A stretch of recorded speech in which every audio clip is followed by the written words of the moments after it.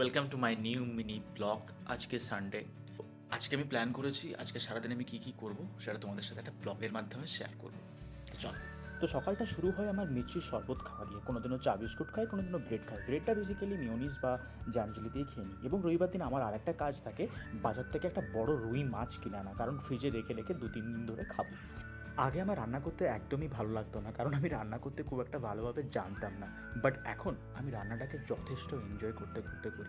প্রতিদিন আমি ভাবতে থাকি আজকে এই রান্না করব, কালকে ওই রান্না করব। ওই দেখো কাজের ফাঁকে কিন্তু আজকে যেহেতু রবিবার, জামা প্যান্টগুলোও কেচে নিচ্ছি, আবার রান্নাও করে নিচ্ছি। আমি কিন্তু রেন্টে থাকি, কিন্তু নিজের রুমটা মানে নিজের বাড়িটা পুরো একদম নিজের মতো করে সাজিয়ে রাখি। কারণ নিজের মতো করে সাজিয়ে না রাখলে হবে না, চলবে না।